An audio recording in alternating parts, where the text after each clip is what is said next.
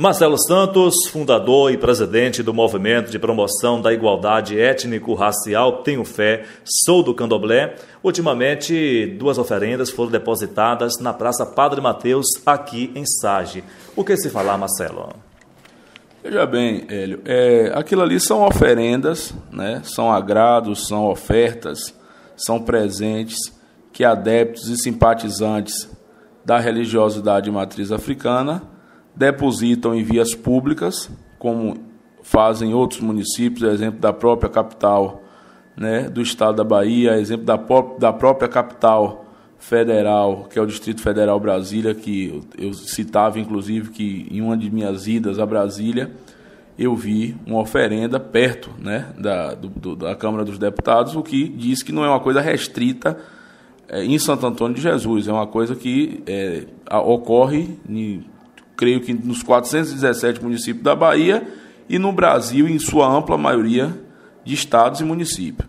Porém, as características da oferenda que eu vi não identificaram que tenham sido oferendas feitas por pessoas titulares de casas, de centros, casas de terreiros de candomblé, de nações de candomblé e centros de umbanda e centros de giro.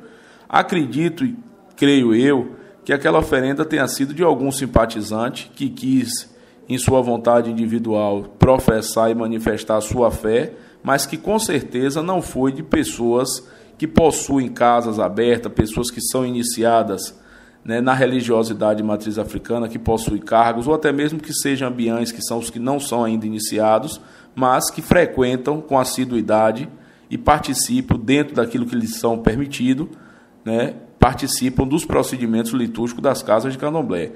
É uma aberração? Não. É uma oferenda. Agora também a gente chama a atenção para que as pessoas tenham uma prudência na hora de depositar essas oferendas, na hora de ofertar esses presentes às divindades e que procurem um local, inclusive, que não tenha tanta exposição, até mesmo para que isso não seja invertido em uma ótica negativa contra o próprio povo de santo. No caso das oferendas recomendadas por pessoas iniciadas no candomblé, quem é que escolhe o local? Veja bem, existem locais apropriados para isso. Cada oferenda ela tem um caminho, ela tem um objetivo diferenciado. De acordo com esse objetivo, entendeu? De acordo com esse objetivo, naturalmente, né, esses presentes, essas oferendas, elas são depositadas de acordo à necessidade, de acordo ao intuito, ao desejo dessa própria oferenda. Normalmente essas oferendas têm qual objetivo, Marcelo? 99%, né, das vezes é para o bem, ao contrário do que as pessoas pensam. Se você bota uma oferenda dessa em um caminho de movimento, em um local bastante movimentado, você está pedindo movimento, você está pedindo abertura de caminhos para a sua vida. Então essa folclorização, essa endemonização, que costumo dizer, é despacho, chuta que é despacho, né, que é um termo inclusive intolerante, né, para com a religiosidade matriz africana. As pessoas invertem a ótica e endemonizam aquilo que não conhecem. A maioria dessas oferendas que são postas em locais de movimento, em ruas de movimento, em trânsito considerável, é justamente para transitar, ampliar a desenvoltura, ampliar a abertura de caminhos e o desenvolvimento da vida de quem oferta.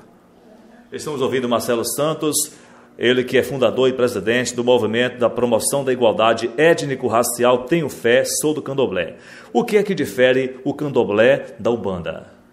O Candomblé, Hélio, ele é brasileiro. Por que ele é brasileiro? Ele descende de uma matriz que veio de África.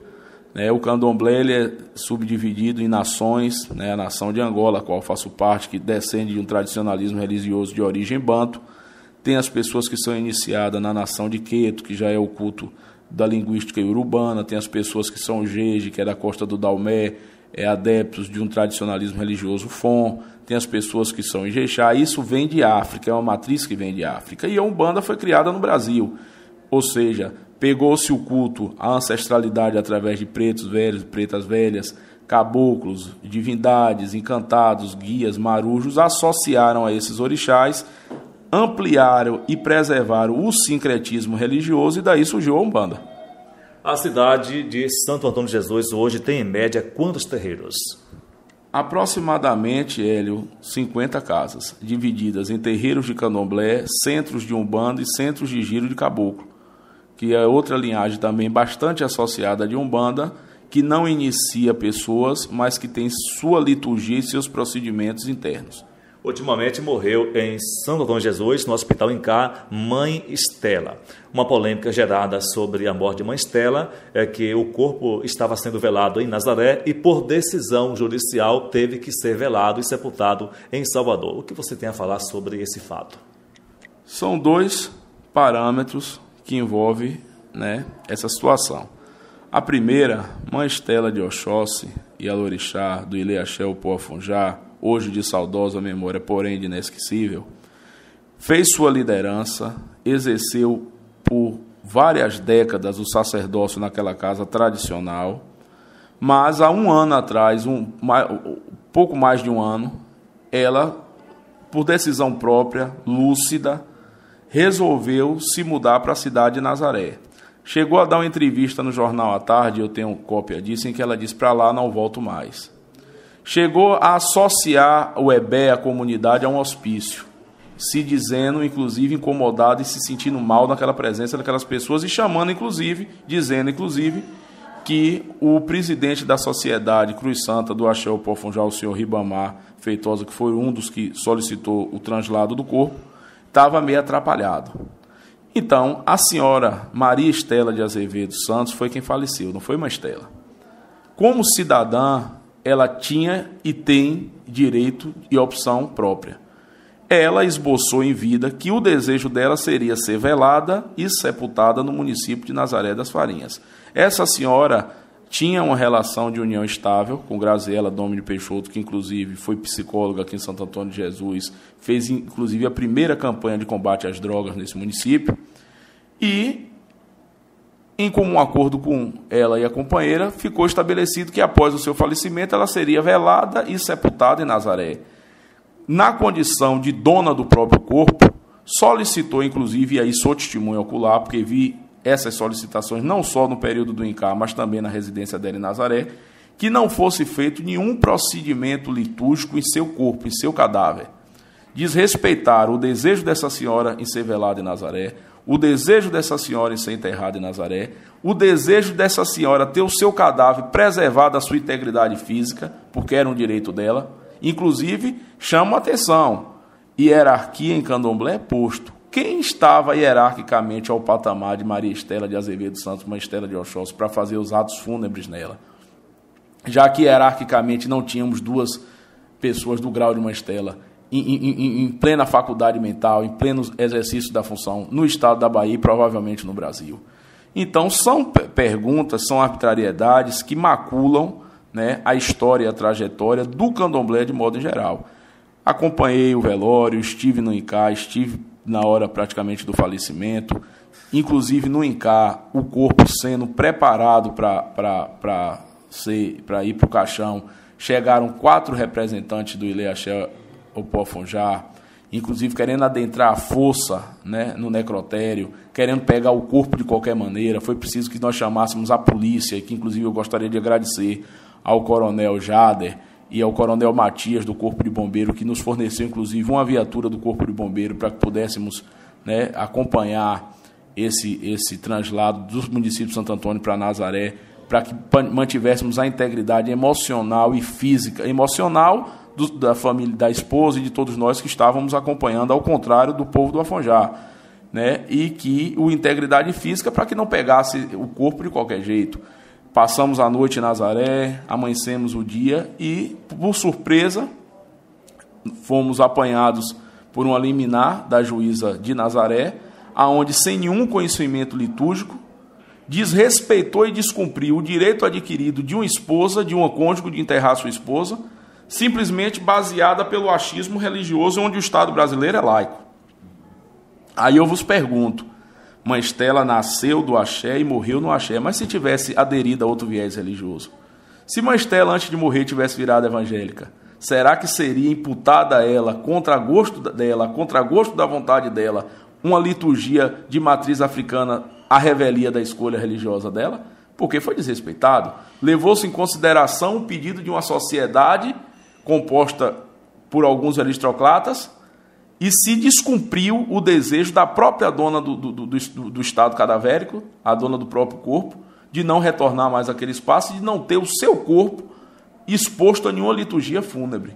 Então, não foi uma liminar qualquer, foi uma liminar de desrespeito a um direito adquirido, foi uma liminar onde diz respeito à união estável, foi uma liminar onde diz respeito à vontade da própria pessoa, dona do próprio corpo, dona da própria vida. Então, essa liminar não foi uma liminar, essa liminar eliminou boa parte do direito e abriu um precedente, porque vai servir de base para outros casos, inclusive Deus queira que não aconteça em Nazaré, mas pode acontecer, e eu quero ver qual vai ser a posição da juíza.